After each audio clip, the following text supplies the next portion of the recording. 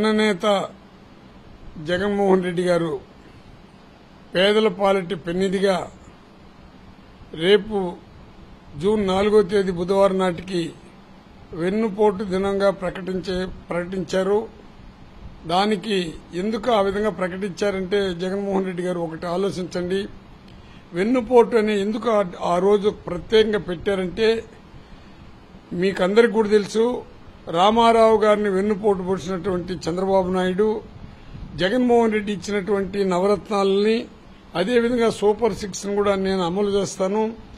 జగన్మోహన్ రెడ్డి 13 లక్షల కోట్లు అప్పు చేసినా నేను సంపదని పెంచుతాను, ఆ సంపద వల్ల ఈ నవరత్నాలు గాని ఈ సూపర్ 6 కూడా నెరవేరుస్తానని చెప్పడం జరిగింది.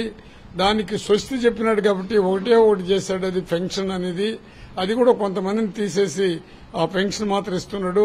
ఈ వెన్నుపోటు ఎవరికి పొడుస్తున్నాడంటే అప్పుడు రామారావుకు పొడిచాడు, ఇప్పుడు ప్రజలకి మేనిఫెస్టో పెట్టి, అంటే మేనిఫెస్టో అంటేనే మీకు అందరికి కూడా తెలుసు అది ఒక శక్తి. ఆ మేనిఫెస్టో అనేది ప్రతి ఒక్కరికి కూడా అది ఒక భగవద్గీతగా, బైబిల్గా, ఖురాన్గా జగన్మోహన్ రెడ్డి మేనిఫెస్టో పెడితే ఈ చంద్రబాబు నాయుడు ఆ మేనిఫెస్టోని ఏ విధంగా తూట్లు పొడిచాడు, ప్రజలకు ఏ విధంగా వెన్నుపోటు పొడిచాడు, అది రైతులు కానివ్వండి, మహిళలు కానివ్వండి, విద్యార్థులు కానివ్వండి, యువకులు కానివ్వండి, అందరికీ వెన్నుపోటు పొడిచాడు. కాబట్టి ఇది జగన్మోహన్ రెడ్డి వెన్నుపోటు డే అని ఎందుకు పెట్టాడంటే మీకందరికి కూడా తెలుసు, యువకులకు కూడా వాళ్ళకి ఉద్యోగం లేకపోతే 3,000 రూపాయలు వేస్తానన్నాడు.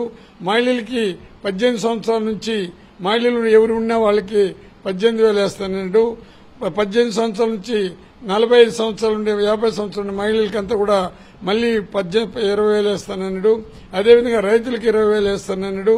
అదేవిధంగా మీకందరికి కూడా తెలుసు, ఏ పథకం కూడా నెరవేర్చలేదు. కాబట్టి అది వెన్నుపోటు, ఎన్టీ రామారావుకు వెన్నుపోటు పొడిచినట్టు మేనిఫెస్టోలో ప్రజలకు ఇచ్చి తప్పుడు వాగ్దానాలు చేసి ఓట్ల కోసం మేనిఫెస్టోని పెట్టి దానికి సూపర్ 6 అని పెట్టి దానికి జగన్మోహన్ రెడ్డి పథకాలు కూడా నేను నెరవేరుస్తానని చెప్పి సంపద గెలిపిస్తానని చెప్పి వెన్నుపోటు పొడిచాడు. కాబట్టి అది వెన్నుపోటు దినంగా ప్రకటించడం జరిగింది.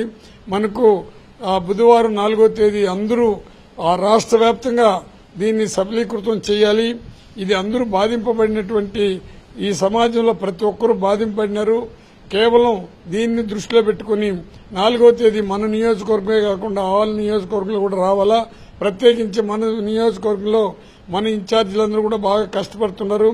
ఇక్కడ కృపాలక్ష్మి గాని అన్ని ఇన్ఛార్జీలు ప్రతి నియోజకవర్గంలో ఇన్ఛార్జీలు వాళ్ళు బాగా ఆత్మాభిమానంతో కష్టపడుతున్నారు. వారందరూ కూడా సహకరిస్తున్నారు. ప్రజలు కూడా వాళ్ళకి ఇన్ఛార్జీలు కూడా సహకరించండి.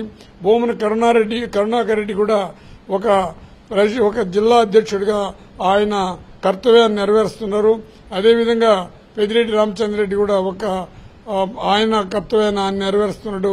మనం అందరూ కలిసి దీన్ని సక్సెస్ఫుల్ గా చేయాలంటే ప్రజల సహకారంతో ఇది సక్సెస్ కావాలని ప్రజలకి నేను తల వంచి నమస్కరిస్తూ 4వ తేదీ వెన్నుపోటు రోజుగా ఇది చరిత్రలో నిలిచిపోయే వెన్నుపోటుగా ప్రజలు తెలియపరచాల్సిందిగా ప్రజలకు నేను విజ్ఞప్తి చేస్తున్నాను.